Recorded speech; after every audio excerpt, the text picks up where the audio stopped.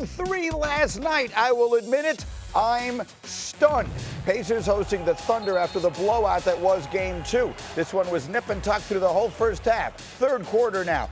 Tyrese Haliburton, space, and he knocks down the three. Oh, is that a shot attempt? Oh, I'm sorry. Are we seeing an aggressive Hallie? That's the kind of play that you need to win these playoff games in the NBA Finals. The other side, it's Chet Holmgren who had 20. OKC a 2-point lead. 5 seconds left in the third. It's J-Dub, the little crossover. He had 26. So OKC's got a 5-point lead going to the fourth quarter. But in the fourth, JWill, it was Benedict Mathurin off the bench taking over the game.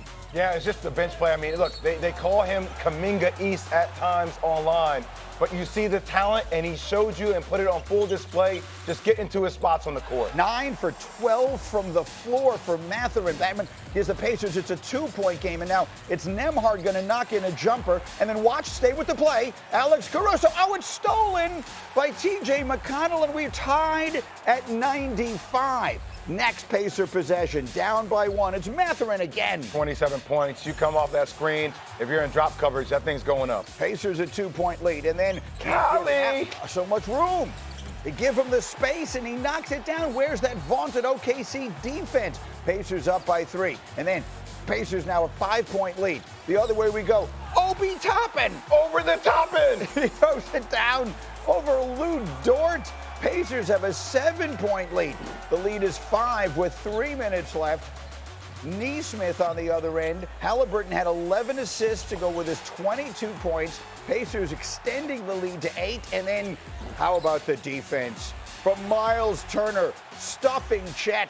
Turner had 5 blocks. Pacers own the fourth quarter. Stop me if you've heard that before. And they win it. 116-107. Don't look now. Indiana is in control of these NBA Finals. Haliburton, spectacular. The trend is simple. When he plays well, the Pacers win. This postseason, Haliburton averaging 20 and 10 with 7 rebounds, and Pacer wins. In their 5 losses, he's been nowhere to be found. After the game, Haliburton was found at the mic, and he had this to say about all of the noise. Yeah, I think the commentary is always going to be what it is. You know, most of the time, the talking heads on the major platforms, I couldn't care less, honestly. Like, what do they really know about basketball? It doesn't matter. You know, we're here in the NBA Finals, 2 wins away from an NBA championship. All right, so I'm here with some guys who know nothing about basketball, obviously, having never played in the league or anything like that. What would they know? What did we think of that? I mean, I think we all know a lot about basketball. I think I watch a lot of tape, a lot of film. I think I talk to a lot of coaches, a lot of GMs, a lot of presidents. And I think it's okay to say, Hallie, that when you play well and when you're aggressive and when you score 20 or less points, your team is 27 and 28. When you score 20 or more points, your team is now, after this win, 33 and 4. So what did you see last night that was the difference between game 1 and game 2? You saw a guy that when he got lanes to the rim, he wasn't just looking to kick the ball out and pass it. He wasn't one-dimensional. He was a multi-dimensional threat on the court. And when he is that type of threat, to do things, to win championships, you have to do things you're uncomfortable doing, that's a team that can win an NBA championship. That's who Hallie needs to be. How about Haliburton? I mean, I agree with Jay, man. I mean, as a player, you want to say that you don't pay attention to these things, but the proof is in the numbers. Like, I mean, Ollie, we all are active basketball players, my guy. I mean, like, you know that these guys need you to score. Obviously, you can facilitate the game. You could come close to winning. But when you're in the game and you're shooting shots like these floaters, attempting these tough shots, it gives you the rhythm. It gives your team the rhythm. It has everybody knowing that you're being super aggressive tonight, scoring, playing off the ball, passing the ball, whatever it needs to be done. But we need you to score the ball, and you did that tonight. Like, yeah, I mean, it's evident. 8-1 when you score 20 points in the playoffs. Like, I get it. You know, everybody's talking about it, but it's only it was game 3, right? Mm-hmm. Like, it was game 3, and it's just the world of media. Anytime, you know, you don't play as well, but when the numbers say what they say, I can't go around that. Like, being 7-1 in the playoffs, when you score 20 points, you cannot get around that. He has to be aggressive. And listen, from jump ball, I felt like we had a total different player from game 1 and 2. Agreed, game Marcus. 3. Look, I mean, whatever Hallie needs to do to get himself there. I mean, the shot attempts, he had rare shot attempts in the first 2 games. He barely, I said when I came on air, we talked about, like, I need him to look at the rim. Do you know how hard that is to say as 3 hoopers on the court? When you don't look at the rim, you are no longer a threat. You were just a passer, and that's who he made himself in the first 2 So games. I'm going to get Windy in here. Obviously, you were there for it all last night in the postgame and everything else. And so the Haliburton storyline is one piece of this, Brian Windhorst. But I was looking through your notes and listening to your coverage after the game last night. The other piece is these Pacers in the fourth quarter. You've been talking about it since before the playoffs began. They just wear teams down. Yeah, when Rick Carlisle throughout the Eastern Conference Finals kept using the number 13. He kept saying it's about 13 days. Well, the number the Pacers are using now is 18. They're trying to win this 18-day period. That means outlast the Thunder in that stretch and outlast them in the game. They are plus 33 in the fourth quarter of this series. The Pacers over the first 3 quarters are getting outscored by the Thunder by 27. That is their game plan. Their game plan is to wear you down. And if you watched how they approach this, from the opening tip, they're playing 3-quarter and full court. They were not even allowing free inbound passes at times. You saw those TJ McConnell plays. They were picking Shai Gilgeous-Alexander up and bumping him and getting into him. And, Chet Holmgren was brilliant in the first quarter of this game. In the fourth quarter, not so much. Shai Gilgeous-Alexander, brilliant early in this game. In the fourth quarter, not so much. This is how the team is built. This is their strategy. It is about winning the bench, and the Thunder have a great bench. But they got outplayed massively in that area last night, and really that's kind of where the game came down to. After game 2, a game in which the Pacers got blown out, and we were all talking about, well, OKC has reestablished, their dominance, and they'll just sort of run them off the floor from this point. Windy, you even pointed out on our show on Monday morning, the Pacers scored 60 points in the second half of that game. I know some of it was garbage time, but the point is, this has been their strategy throughout the playoffs, Windy. If they can get you deep into a game, they feel like they're going to win, and the overwhelming majority of the time they do. Everybody who's involved with this series thinks that the Thunder have the best defense of their most last decade or so. The Pacers are feeling it every day, but there have been 6 halves played in this series. The Pacers have shot over 50% in 4 of them. They've scored over 60 points in 3 of them. Yes, there are moments where the Thunder, squeeze them and shut them down. But for the most part, the Pacers are finding ways to make damage on this defense. It's one of the most relevant things that we are seeing happening. And that struggle, what I thought was firmly in Oklahoma City's favor, is looking more and more like it's something the Pacers can manage. They are putting points on the board against this team. So where do we stand right now is an interesting question. You got Indiana up 2-1 with home court advantage headed to Friday night. Charles Barkley on the post game last night said the Thunder need to storm the beaches in Game 4. Listen. Friday night is D-Day. Friday night is D-Day. That's their season. Yeah. If they get down 3-1, they're not going to win this series. Now, if they get it to 2-2, they go back to being the favorite. But Friday night, it's their game. So let's make this as clear as we can make it.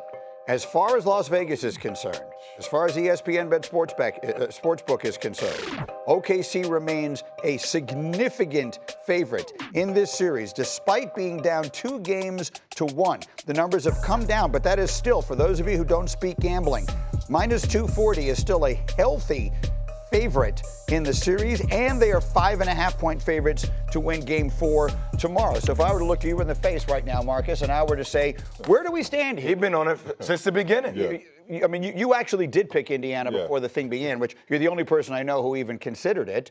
Do you feel right now like the Indiana Pacers have the edge in these finals? Definitely. You're up 2-1 and you go back home for Game 4. Like, you definitely have the edge. But like I said in the beginning of this series, their pace will give OKC defense problems. If you can tell in the fourth quarter, the best thing about the fourth quarter is that they bring TJ McConnell in, Obi Toppin, Ben in, and they play extremely fast, right? That's how you wear teams down. That's how you get them to be undisciplined. When we talk about OKC, we know how they play in the passing lanes. We know how they play.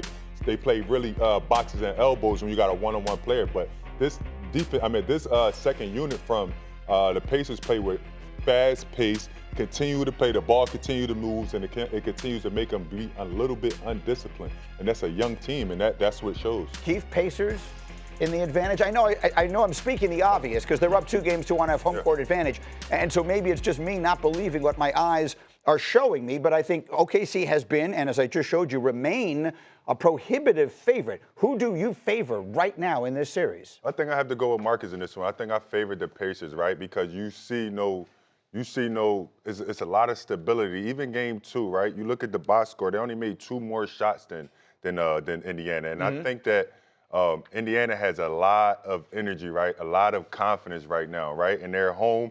This game on Friday, like Chuck said, means a lot, and I think that they're in prime position to win the championship right now. I gotta be honest, I have no damn clue.